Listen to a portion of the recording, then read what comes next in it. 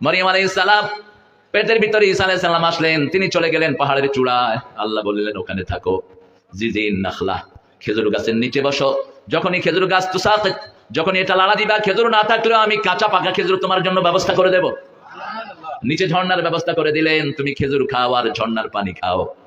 যে মেয়েরা পেটে বাচ্চা আসে, ওরা যদি খেজুর খায় তাদের শরীর ভালো করে দেন কে? আমরা খাই তেঁতুল, আমরা খাই কি? আমাদের মেয়েরা কি খায়? ঠিক না? তেঁতুল খাইলে মাথা ভালো হয় না খারাপ হয়? তবে যত খারাপ আমরা শুনছি এত খারাপ হয় না। যে তেঁতুল খাইলে জ্ঞানই শেষ হয়ে যায়, মিথ্যা কথা। তবে তেঁতুলটা জ্ঞানের চিহ্ন না, তেঁতুলটা হলো ভিটামিন সি ডিপো। তেঁতুল খাবেন, লিভার ভালো থাকবে, তবে রেগুলার না, সপ্তাহে 3 দিন অথবা 4 দিন। লিভার, হার্ট, কিডনি এগুলো ভালো থাকে তেঁতুলে। কিন্তু পেটে যখন বাচ্চা আসবে, তেঁতুল আর খেজুর চেহারার দিক থেকে মিল আছে না নাই? কথা কন না কেন? এই দুজনের চেহারা এই ঠিক কিনা?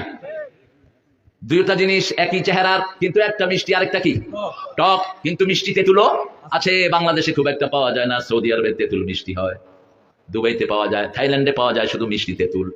মরিয়মকে আল্লাহ রাব্বুল আলামিন বললেন খেজুর খাও। যেই মেয়েরা খেজুর খায় ওদের বাচ্চার কোনো পুষ্টির অভাব হয় না, ওদের বাচ্চা জ্ঞানী হয়। সব নবীদের প্রিয় খাবার কি? জোরে বলেন। খেজুর। খেজুর এমন খাবার, একটা খেলেই, একটা খেজুরকে 3 দিন পর্যন্ত যুদ্ধ করেছেন সাহাবায়ে কেরাম। এত শক্তি আল্লাহ এটার ভিতরে দান করেছেন। কি হয়েছে? বসো, সিটি চুরি কম দিবা। সাইয়েদনা মারিয়াম আলাইহিস সালামকে আল্লাহ সন্তান দিলেন। আল্লাহ সন্তান দেওয়ার 4টা পদ্ধতি। কয়টা? এক পদ্ধতি হলো বাপও নাই মাও নাই, আদম আর হাওয়া, ঠিক না ঠিক? আদমকে সৃষ্টি করেছেন বাপও নাই মাও নাই। দ্বিতীয় মা হাওয়াকে সৃষ্টি করলেন আদমের পাঁজর থেকে, দ্বিতীয় পদ্ধতি। তৃতীয় পদ্ধতি হলো বাপ নাই, ছেলে এসেছে। কোন নাম? মরিয়ম। ঈসা কি নাম? ঈসা আলাইহিস সালাম। আর চতুর্থ, আমরা যেভাবে দুনিয়া এসেছি পিতামাতার বৈবাহিক এই পবিত্র সম্পর্কের মাধ্যমে আল্লাহ আমাদেরকে পবিত্রভাবে দুনিয়ায় এনেছেন, ঠিক না ঠিক? আর যারা এই পবিত্রতা রক্ষা করে না তারা অপবিত্র। তারা কি? তারা কি? অপবিত্র, অবৈধ লাইন জ্যান করে। ওই যে ইন্টারনেটে মাইয়াকে ছবি ছায় সারাদিন। এরপরে এই বাবাজি, মরিয়ম গেলেন আকলা, আসলেন কোলে কি? কোলে কি? আল্লাহ রাব্বুল আলামিন বললেন লা তুকাল্লিমুন নাস, তুমি মানুষের সাথে কথা বলো না। ইন্নী নাযালতু সাওমা লিররহমানি সাওমা। সাওম মানে হলো কথা না বলা, সাওম মানে হলো বিরত থাকা, সাওম মানে হলো রোজা রাখা, ঠিক না ঠিক? সাওমের কয়েকটি অর্থ, যেমন আমরা যখন রোজা রাখি আমরা খাই না, আমরা আমাদের হালাল বিবির কাছে যাই না, আমরা মিথ্যা কথা বলি না, গালিগালাজ করি না, মুখে কোনো বাজে শব্দ আনি না। কেউ যদি কিলাকিলি করতে আসে আমরা বলি আমরা রোজাদার। আমরা কি? রোজাদার। আর যদি বলেন রোজা রাখছি না, তাহলে দাম ফালা দিতে, তাহলে আপনার রোজা নাকিস হয়ে গেল, রোজার পরিপূর্ণ সওয়াব আপনি পেলেন না। আপনার সাথে কিলাকিলি করতে আসলে আপনি বলবেন ইন্নানি সাইম, আমি রোজাদার, আমি তোমার সাথে ঝগড়া করব। তো এখানে আল্লাহ রাব্বুল আলামিন ইন্নী নাযারতু লিররহমানি সাওমা, আমি আল্লাহর সাথে ওয়াদা করেছি আমি কথা বলবো না। কি বলবো না? কথা বলবো না। তিনি আশারা ইলা সিবিয়ানিহি, তার বাচ্চার দিকে ইশারা করলেন। বাচ্চা তখন মায়ের দুধ খাচ্ছিল। কেউ বলে 3 দিন বয়স, কেউ বলে 40 দিন। তোমরা উঠলা কেন? এই বসে মেলাক্ষণ হয়েছে, এত ছোট বাচ্চাদের আবার ইসেঞ্জা কিসের? ডায়াবেটিসের তো কোনো বয়স নাই। মাদ্রাসার পোলাপান তো ভালোই থাকে, এরকম উঠলে তো মুশকিল। ও সকালে সবক তো ভিতরে বসলি কেন? আগেই ভাগতি। উঠবেন না, উঠবেন বদদোয়া দেবো, সিটিয়ে থাকবা বাসায় গিয়ে। কোরআন শরীফ কারো মামুর আবদান না, এটা আল্লাহ পিঠা। তুমি দৌড় পড়লে পড়লা, না পড়লে নাই, শুনলে শুনলা, না শুনলে। এত সহজ নাকি? রাসূল সাল্লাল্লাহু আলাইহি ওয়াসাল্লাম এক লোককে বললো, এই তুই ডান হাতে খাচ্ছ, বাম হাতে খাচ্ছ কেন? ডান হাতে খা। কালান আস্তাতিয়া, আমি এরকমই খাই, বাম হাতেই খাই। আল্লাহ রাসূল বললেন আস্তাতিয়া, তুই যেন আর ডান হাত উঠাইতে না পারস, শেষ, অবশ্যই হয়ে গেছে ডান হাত। অহংকারীদের কথা আমি পারি না, এটা ঠিক না ঠিক? মানুষ সবই পারে, যোগ্যতা দিয়েছেন কে? আল্লাহ। যখন মরিয়ম আলাইহিস সালাম ছোট্ট বাচ্চাকে কোলে করে আসছিলেন, ছেলেরা বলল, পাড়ার লোকেরা বলছে, ইয়া উখতা হারুন, হে হারুনের বোন, তোমার আম্মাও খারাপ না, বাপও খারাপ না, তুমি এটা কোত্থেকে আনলা? তিনি কিছুই বললেন না। তিনি শিশুর দিকে ইঙ্গিত করলেন। শিশু এবার কথা বলা শুরু করলো। দুধ খাচ্ছিল ছোট্ট শিশু, মুখটা ভরিয়ে বলছে, ইন্নী আব্দুল্লাহ আতানিয়াল কিতাব জাআলানি নবিয়্যা, আমি আল্লাহর বান্দা। কার বান্দা? আমরা কার বান্দা? আল্লাহর বান্দা। আতানিয়াল কিতাব, আমার কাছে আল্লাহ কিতাব দিয়েছেন। জাআলানি নবিয়্যা, আমাকে তিনি নবী বানিয়ে দিয়েছেন। ওয়া জাআলানি মুবারাকান হাইসু মা কুনত, আমি যেখানেই যাই আল্লাহ আমাকে বরকতময় করে দিয়েছে। সুবহানাল্লাহ। তিনি এখন কোথায় আছেন? দ্বিতীয় আসমানে। কোথায়? দ্বিতীয় আসমানে আছেন তিনি। ইন্নী মুতাওয়াফিকা ওয়া রাফিউকা ইলাই, আল্লাহ বলছেন আমি তোমাকে আমার কাছে তুলে এনেছি।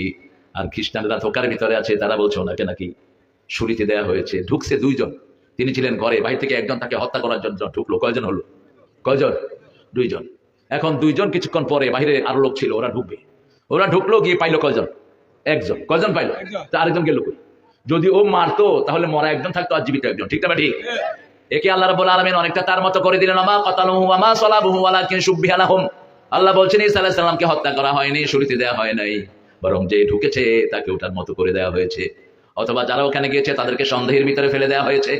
এখন যখন একজনকে বের করে আনলো, অর্ধেক বললো বাকি জন গেল কই, আর বাকি যেগুলো মূর্খ ওগুলো বলছে এটাই ঈসা। তাকে ফাঁসি দিয়ে দেওয়া হলো, শরীরে চড়ানো হলো। আল্লাহ বলেন আমি আমার নবীকেও তুলে নিয়েছি দ্বিতীয় আকাশে, আবার দুনিয়ায় আসবেন তিনি, ফজরের সময় দুনিয়াতে আসবেন। সুবহানাল্লাহ। সিরিয়ার একটা মসজিদে তিনি ঢুকবেন, সেই মসজিদে থাকবেন মেহেদী আলাইহিস সালাম। মেহেদী আলাইহিস সালাম বলবেন আপনি ইমামতি করেন, তিনি বলবেন না, আমি আপনাদের ইমামতিতেই নামাজ পড়ার জন্য দুনিয়াতে এসেছি। তিনাকে আল্লাহ এমন বরকত দিবেন, তিনি যতদূর তাকাবেন ততদূর তার নিঃশ্বাস চলে যাবে, চোখ যাবে যতদূর নিঃশ্বাস যাবে ততদূর। এই নিঃশ্বাসে যারা কাফের পড়বে তারা গলে দুনিয়া থেকে বিদায় হয়ে যাবে, সব মারা যাবে। এত পাওয়ার দিয়ে আল্লাহ তাকে পাঠাবেন। সেই ঈসা আলাইহিস সালাম বললেন ওয়া আওসানি বিসসালাতি ওয়াজ যাকাতি মা দুমতু হাইয়া। আল্লাহ আমাকে ওসিয়ত করেছেন যেই কয়দিন বেঁচে থাকি নামাজ আর যাকাত যেন ছেড়ে না দেই। নামাজ যাকাত যেখানে আমরা আছি, নামাজ যাকাত নাই যেখানে আমরা নাই সেখানে। যেই দলে নামাজ যাকাত নাই ওই দল কাফেরদের দল, ওই দল মুনাফিকদের দল। ওটা মুসলমানের দল হতে পারে, নামাজের দলে থাকবো তো, থাকবেন তো? দেখি কারা কারা হাত তুলে দেখা দেন।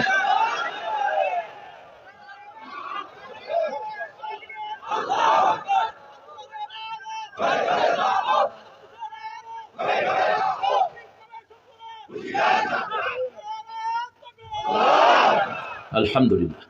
তাকবীরটা আপনারা কেউ না দিয়ে থাকবেন না, ফরজ তরক করবেন। তাকবীর দেওয়াটা সুন্নত না, ফরজ। রাসূল সাল্লাল্লাহু আলাইহি ওয়াসাল্লাম যখন প্রথম ওহী পেলেন, আল্লাহ 5টা ফরজ করলেন। কয়টা? ইয়া আইয়ুহাল মুদ্দাসসির কুম, হে কম্বল আচ্ছাদিত ব্যক্তি তুমি জাগো। ফাআনজির, সতর্ক করো 2 নাম্বার। 3 নাম্বার ওয়া রাব্বাকা ফাকাব্বির, তোমার রবের বর্ণত্ব বর্ণনা করো। 4 নাম্বার ওয়া সিয়াবাকা ফাতাহির, তোমার কাপড় পবিত্র করো। আর রুজদা ফাহজুর, সমাজে চোর ছেচর গুন্ডা খুনি যারা আছে তাদেরকে লাথি মেরে বের করে দাও। এই সমস্ত নেতা থাকতে পারবে না, যাদের চরিত্র নাই তারা থাকতে পারবে না, ঠিক না ঠিক? এটা কার হুকুম? কার হুকুম? আল্লাহর হুকুম। যে কোনো অসৎ নেতৃত্বের বিরুদ্ধে জিহাদ করা এটা সবচেয়ে বড় জিহাদ। কালিমাতু হাক্কিন ইনদা সুলতানিন জায়ের, কোন জালেমের সামনে সত্য কথা বলা এর চেয়ে বড় জিহাদ আর হতে। সেই জিহাদের জন্য প্রায় 1500 ছেলে জীবন দিয়েছে, ঠিক না ঠিক? আল্লাহ এই ছেলেদেরকে তুমি শহীদ হিসেবে কবুল করো। আরো যারা আহত হয়ে আছে এদেরকে তুমি ভালো করে দাও। আরো জোরে বলেন আমিন। সব নবীকে আল্লাহ রাব্বুল আলামিন জন্ম থেকে মান দিয়েছেন। সাইয়েদনা আদম আলাইহিস সালাম ছিলেন চাষী। কি ছিলেন? এখানে চাষী বেশি না কম? দেখি হাত তোলেন তো, কয়জন চাষী দেখি? আমিও চাষী, আলহামদুলিল্লাহ। ক্যামেরার সামনে ক্যামেরা ধাই না, তোমাদের প্রত্যেকের সামনে ক্যামেরা আছে। আমরা আল্লাহর ক্যামেরায় চলি, ঠিক না ঠিক? এই প্রত্যেকের সব কিছু রেকর্ড করতেছেন কে? একটা দুইটা না, প্রত্যেকটা বালুকোনা ক্যামেরা। আপনার হাত ক্যামেরা, চোখ ক্যামেরা, চামড়া ক্যামেরা, সব আল্লাহ রেকর্ড করে নিচ্ছেন। সুবহানাল্লাহ। যখন ওই বেডিকে বলবে কি কি করেছিলি, বেডি বলবে না কিছুই করি নাই। আল্লাহ বলবেন আলিয়াউমা নাখতিমু আলা আফওয়াহিহিম, ও বেডি তোর মুখে সিল মেরে দিলাম। সূরা ইয়াসিনের 65 নম্বর আয়াত, মুখে সিল মেরে দিলাম। ওয়া তুকাল্লিমুনা আইদিহিম ওয়া তাশহাদু আরজুলুহুম বিমা কানু ইয়াকসিবুন, আজকে আমি তার মুখে সিল মেরে দিলাম, তার হাত কথা বলবে, পা সাক্ষী থাকবে, যা কিছু সে কামাই করেছে। হাত বলবে আল্লাহ এই হাত দিয়ে 1500 ছেলেকে খুন করেছে। পা বলবে আমি সাক্ষী। হাত বলবে এই হাত দিয়ে দেশের হাজার হাজার কোটি টাকা সরিয়ে নিয়েছে, ঠিক না ঠিক? হাত বলবে এই হাত দিয়ে মতিউর রহমান নিজামী কাদের মোল্লাকে ফাঁসি দিয়েছে। হাত বলে দিবে সালাউদ্দিনের মতো ছেলেকেও ফাঁসি দিয়েছে। হাত বলে দিবে মাদ্রাসার ছেলেদেরকে অত্যাচার করেছে, হেফাজতের মিছিলে গুলি করেছে, ঠিক না ঠিক? তখন সে বলবে ও হাত তোর জন্য কত কিছু করলাম, কত বিরিয়ানি পোলাও তোরে খাওয়াইলাম, কত লোশন তোর গায়ে মাখলাম, আজকে তুই আমার বিরুদ্ধে কথা বলছিস। হাত উত্তর দেবে আনতাকানাল্লাহু ওয়া আনতাকা কুল্লা শাই, আল্লাহ যাকে কথা বলার অনুমতি দেয় তাকে ঠেকানোর কেউ। আমাকে আল্লাহ কথা বলার অনুমতি দিয়েছেন, আমার হাত দিয়ে যা করেছো আমি সব বলে দেব। আর আমরা যারা নামাজি, আমরা যারা আল্লাহর পথে চলি, আল্লাহর কাজ করি, আমাদের পক্ষে হাত সাক্ষী দিয়ে দিবে, ঠিক না ঠিক? আল্লাহ আমাদের সবাইকে সব সময় কোরআনের পথে থাকার তৌফিক দান করেন। রব্বানা যালামনা আনফুসানা, হে আল্লাহ আমরা আমাদের নফসের উপরে জুলুম করেছি। জুলুম কি? আল্লাহ বলছেন সবচেয়ে বড় জুলুম হলো শিরক। সবচেয়ে বড় জুলুম কি? শিরক। সূরা লুকমানে আল্লাহ বলছেন ইদ ক্বালা লুকমানু লিইবনিহি ওয়া হুয়া ইয়া'যুহু লা তুশরিক বিল্লাহ ইয়া বুনাইয়া লা তুশরিক বিল্লাহ ইন্নাশ শিরকা লাযুলমুন আযীম। লোকমান হাকিম রাহিমাহুল্লাহ যখন তার ছেলেকে বলল হে প্রিয় ছেলে আল্লাহর সাথে শিরক করো না, শিরক নাই যেখানে জান্নাত আছে সেখানে। রাসূল বলছেন বুখারীর হাদিস, মান ক্বালা লা ইলাহা ইল্লাল্লাহ লাম ইউশরিক বিল্লাহ দাখালাল জান্নাহ। কষ্ট হচ্ছে? কিছু খাবেন? এটা কাশ হচ্ছে, খায়ের লং দিবা মুখে এনে, লং আর এলাচি খাবেন, কখনো কাশ আপনাকে বিরক্ত করবে না। আদা, জান্নাতের প্রথম শরবত কি? কথা কয় নাকি? কি শরবত? শারাবুন মিন জানজাবিল। আদা, আদা হলো সব রোগের প্রতিরোধক। আদার চেয়ে বড় ডাক্তার আর কিছুই নেই। আদা খাবেন। আমরা যেভাবে খাই আদার গুণ চলে যায়, ছেঁচা এটাতে থুয়া দেয় 3-4 দিন শেষ। এটা তাজা ছেঁচে দিয়ে দেন, এটাকে ছেঁচে রেখে দিয়েন না। যখন আপনি এটাকে মেল্ট করে রেখে দেন এটার গুণগুলো চলে যায়। এরপরে এমন সিদ্ধ করে কিসের আদা কাদা হয়ে যায়, ব্লেন্ডার করি। হ্যাঁ, ব্লেন্ডার করার দরকার নাই, এটাতে গোটা ছেড়ে দেন। আদাটা রাসূল সাল্লাল্লাহু আলাইহি ওয়াসাল্লাম জান্নাতীদের প্রথম খাবার হিসেবে আদার শরবত আল্লাহ খাওয়ায় দিবে, সব রোগের প্রতিষেধক হয়ে যাবে। শারাবুন মিন জানজাবিল, আদার শরবত। কিসের শরবত? আদার শরবত। এর ফল হিসাবে খাবেন বড়ই। ফল হিসাবে কি খাবেন? বড়ই। কেন? বড়ই সব রোগের রোগ প্রতিরোধ ক্ষমতা বড়ের ভিতরে সবচেয়ে বেশি, কিন্তু আমরা এই বড়ইটা খাই না খুব একটা। এই যে দেখবেন আপনাদের এই যে হাতের এখানে, গলার এখানে যে গুটলি আছে না, এখানে এগুলোর চারিদিকে একটা মলমের মতো থাকে। এটার একমাত্র উপাদেয় হলো এই বড়ই থেকে আসে। বড়ই এরকম লোট লোট দেখবেন, ওই বড়ই খেলে এটা বাড়ে। ফি সিদরি মাখদুদ ওয়া তালহিম মামদুদ ওয়া দিল্লিম মামদুদ ওয়া মাইন মাসকুব। এই যে জান্নাতীদের খাবার আল্লাহ নিশ দিচ্ছেন। প্রথম কান্দি কান্দি বড়ই খাওয়ায় দেব, এরপরে কলা খাওয়াবো, তারপরে ছায়ায় বসাবো, তারপরে পানি খাওয়াবো, তারপরে ফল খাওয়াবো, তারপরে সুন্দর বিছনা করে বিছনায় শুইতে দেব, উরগেল বান্ধিয়ে ভরে দেব। আল্লাহু আকবার। আল্লাহ আমাদেরকে সেই কপাল আপনি দান করে দিয়ে আমরা যেন আল্লাহর সেই জায়গায় যেতে পারি। আমরা 5 ওয়াক্ত নামাজ পড়বো কোথায়? মসজিদে পড়বো। কোনো মুরব্বীকে কষ্ট দেব না, কারো হক নষ্ট করব না। কোরআনের জন্য যদি দরকার হয় নিজের বুকের রক্ত ঢেলে দেব। দিব তো? আল্লাহ কবুল করুক, বলেন আমিন। জুলম হলো শিরক। আপনাদের এখানে আশা করি শিরক নাই। মাজার আছে যেখানে আমরা নাই, মসজিদ আছে যেখানে আমরা আছি, সেখানে রাসূল সব নবীরা মসজিদ বানিয়েছেন, ঠিক না ঠিক? প্রথম মসজিদ বানিয়েছেন কোন নবী? ইব্রাহিম পুনর্নির্মাণ করলেন। প্রথম মসজিদ বানিয়েছেন স্বয়ং আল্লাহ। স্বয়ং কে? আল্লাহর হাবিব বলছেন প্রত্যেক আকাশে একটা করে বড় মসজিদ আছে। 7 আকাশে যেই মসজিদ, ওটার নাম বাইতুল মামুর। ওই মসজিদের ভিতরে একসাথে 70,000 ফেরেশতা নামাজ পড়ে। যে ফেরেশতা একবার নামাজ পড়ে দ্বিতীয়বার নামাজ পড়ার চান্স পায় না। এরকম প্রত্যেক আকাশে একটা করে মসজিদ আছে। দ্বিতীয় আকাশের মসজিদের নাম বাইতুল ইজ্জাত। এইভাবে ওই বাইতুল মামুরের ঠিক নিচে হলো কাবা। ঠিক নিচে কি? আল্লাহ বলছেন ইন্না আউওয়ালা বাইতিন উদিআ লিন-নাসি লাল্লাযী বিবাক্কাতা মুবারাকা ওয়া হুদান লিল আলামিন। এই পৃথিবীর প্রথম ঘর আমি বরকত দিয়ে মক্কায় বানিয়ে দিলাম, আর এই মসজিদে আমি হেদায়েতের মার্কাজ করে দিলাম। মসজিদ আছে যেখানে হেদায়েত আছে সেখানে, মসজিদ নাই যেখানে হেদায়েত নাই সেখানে। জুলুম হলো সবচেয়ে বড় জুলুম হলো শিরক। শিরক হলো তাবিজ লটকানো, শিরক হলো আল্লাহ ছাড়া কাউকে সিজদা করা, ঠিক না ঠিক? শিরক হলো মূর্তি বানানো। বিগত সরকার কি বানিয়েছে? মূর্তি বানিয়েছে। কেন মূর্তি বানালা? কেন মূর্তি বানালা? বাপের কত বড় দুশ্মন এই বেরি, চিন্তা করে। তুই মারা গেলে বুঝবি তোর বাপ তোর জন্য কিরকম রাগ হয়ে আছে। এই বাপের জন্য যদি এতগুলো মসজিদ বানাতো অথবা এতগুলো ছাত্রকে যদি কোরআন পড়াতো, ওই বাপের কবর আলোতে ভরপুর হয়ে যেত, ঠিক না ঠিক? রাসূল সাল্লাল্লাহু আলাইহি ওয়াসাল্লাম বলছেন যখন কোন সন্তান পিতামাতার জন্য দোয়া করে না, কবরে কোনো বাতি জ্বলে না।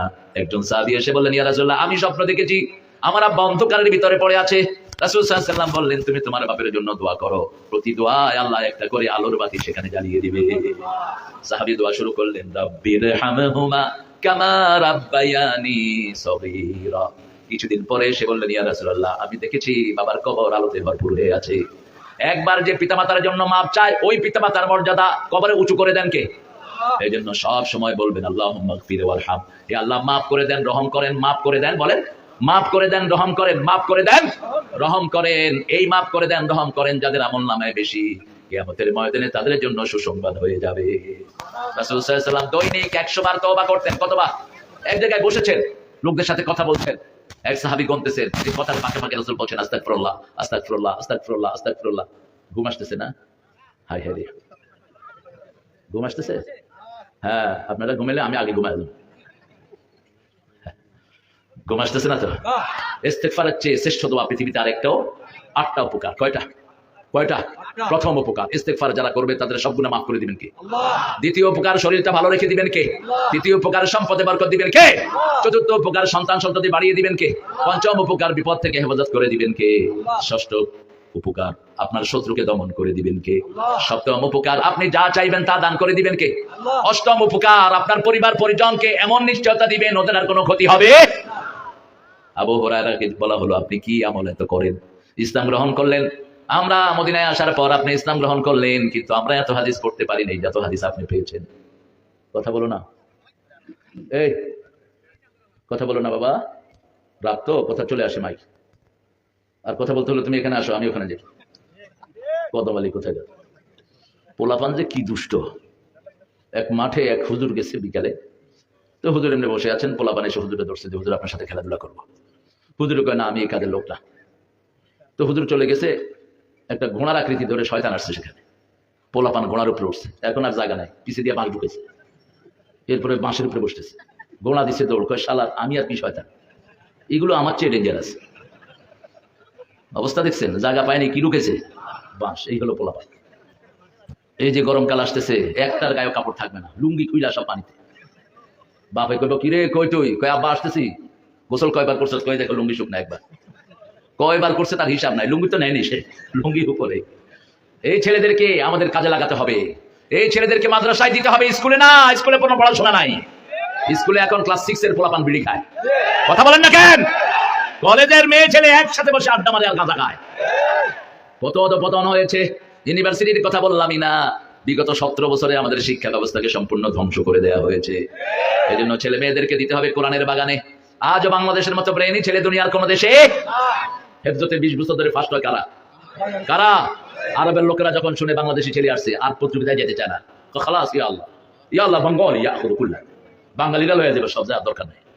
অথচ হেফজখানাগুলোতে ঠিক মতো খাইতেও পায় না, হুজুরদের বেতনও ঠিক মতো নাই। ঠিক না ঠিক? কত কষ্ট করে পড়ায়, তারপরে ব্রেন কি দেখে। এরপরে এমন হুজুর আছে, পিটাইতে পিটাইতে পোলার লুঙ্গিও শেষ, জীবনও শেষ। আছে না এরকম হুজুর? পিটাইতে পিটাইতে লুঙ্গি খুলে যায়, কিন্তু হুজুরের পিটা বন্ধ হয় না। আমার এক ছেলে কয়, চাচা আমার এমন মাইর দিল, ওনার লুঙ্গি খুলে গেল। তো কি হয়েছে? কয় না, সমস্যা মানে পাঞ্জাবি লম্বা তো। পিটাও কেন মিয়া হাফেজ, গোয়ারের মতো পিটাও কেন? না পিটাইলে সব পিতা মাতারা স্কুল বন্ধ করে সব মাদ্রাসা ছেড়ে দিল। পিটাপিটির কারণে ভালো পরিবারের ছেলেরা ওদিকে যায় না, কয় নিজের খায়া আরেকজনের পিঠা খামুক। আজকে সকালে বিচার আসছে আমার কাছে, উত্তরার এক হুজুর এক ছেলেকে পিটে তার শরীরে দাগ ফেলা গেছে। ওই ছেলের বাপ অত্যন্ত সম্মানী, এখন সে প্ল্যান করতেছে হুজুরকে অ্যারেস্ট করে দেবে। কেন পিটাও মূর্খ? রাসূল তো জীবনেও পিটান নাই, কোনো সাহাবী পিটান নাই, তুমি পিটাও কেন? আর স্কুলের কিছু টিচার আছে গুমার, ঠাকুরগাঁয়ের এক এনজিও কর্মী পড়াইতে গিয়ে এক মেয়ের কান কামড়ায় ছিঁড়ে ফেলছে। কত হাইওয়ান জানোয়ার আমার দেশে আছে, আল্লাহ এদের থেকে আমাদের দেশটাকে হেফাজত করে। আরো চিৎকার করে বলেন আমিন। মাপ চাইবো কার কাছে? আল্লাহর কাছে। জুলুম আমরা করব? প্রত্যেকটি গুনাহ হলো একটা জুলম। যখনই কেউ গুনাহ করে, আন-নুকতাতুস সাওদা ফি কলবি, রাসূল বলেন যখন কেউ গুনাহ করে তার কলিজার মধ্যে একটা কালো দাগ পড়ে। কি দাগ পড়ে? কালো দাগ পড়ে। যখনই মাপ চায় ওই দাগটা তুলে দেন কে? রাসূল সাল্লাল্লাহু আলাইহি ওয়াসাল্লামকে আল্লাহ বলছেন, নবী বলে দাও আমার বান্দা যখন কোনো গুনাহের নিয়ত করে আমি গুনাহ লিখি না। যখন গুনাহের কাছে যায় তখন আমি ফেরেশতাকে বলি লা তাকতুব, তুমি লেখো না। যখন গুনাহ করে ফেলে তখনও বলে ফেরেশতা লেখো না, একটু অপেক্ষায় থাকো, যদি তওবা করে তওবাটা লিখে রাখো, গুনাহ লেখো না। গুনাহ করার পরে দীর্ঘ সময় আল্লাহর নাম নাই, জিকির নাই, ইস্তিগফার নাই, আল্লাহ বলেন একটা গুনাহের জন্য একটা গুনাহই লিখে রাখো। এরপরে যখন এই গুনাহের জন্য তওবা করি, গুনাহ মাফ করে দেন কে? আর আল্লাহ বলছেন একটা গুনাহ নিয়ত করেছে, গুনাহটা ছেড়ে দিলেই ফেরেশতাকে বলে সওয়াব লেখ। গুনাহ ছেড়ে দিলে কি লেখ? সওয়াব লেখ। আর যদি সওয়াবের নিয়ত করে, সওয়াব তখন থেকে শুরু হয়ে যায়। সওয়াবের কাছে যখন যায় আল্লাহ বলে একটা লিখবি না, একটা সওয়াবের জন্য 10 থেকে 750 গুণ সওয়াব লিখে দিবি। এই যে কোরআনের বাগানে আসলেন, শুধু সওয়াব আর সওয়াব।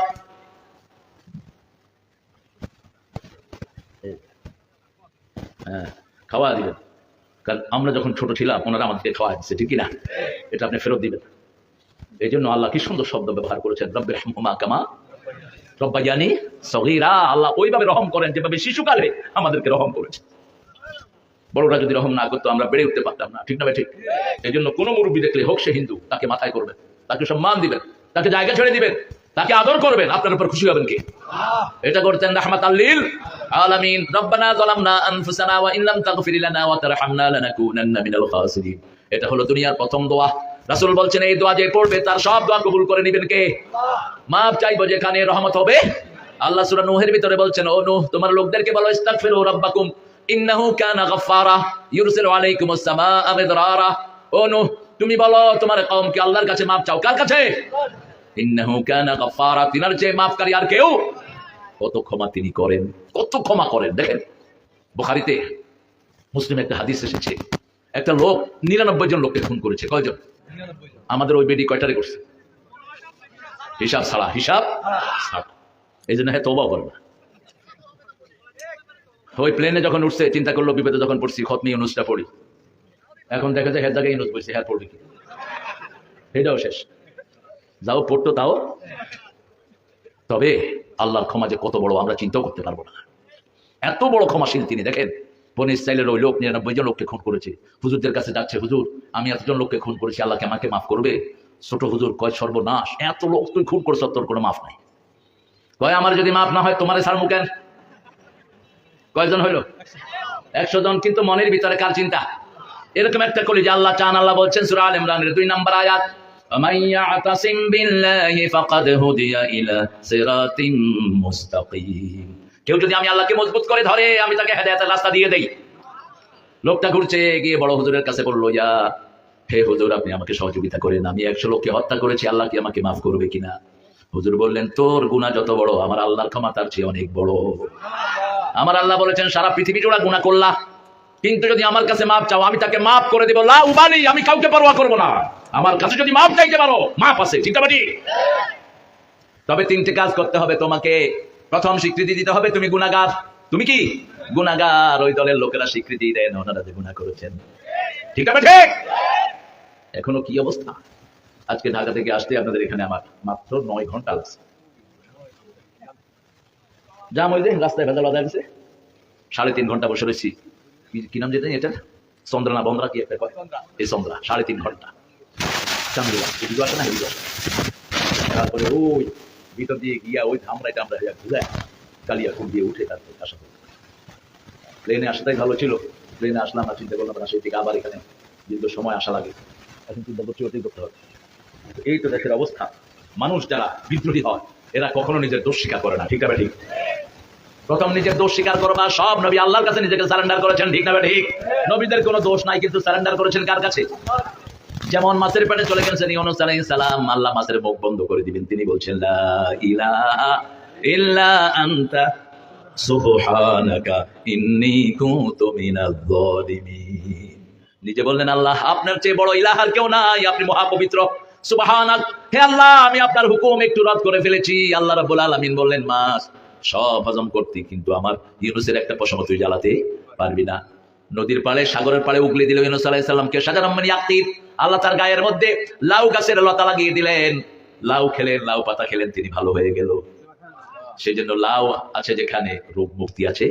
পেটে যতক্ষণ লাউ থাকবে ডায়রিয়া হবে না, পেটে যতক্ষণ লাউ থাকবে আপনার কখনো ফুড পয়জনিং হবে না। ফুড পয়জনিং মানে পেটে খাওয়া না হজম হয়ে বমি হয়, খুব বেশি জ্বালা পোড়া হয়, এগুলো হবে না কখনো। রাসূলের প্রিয় তরকারি কি ছিল? জলে বলেন।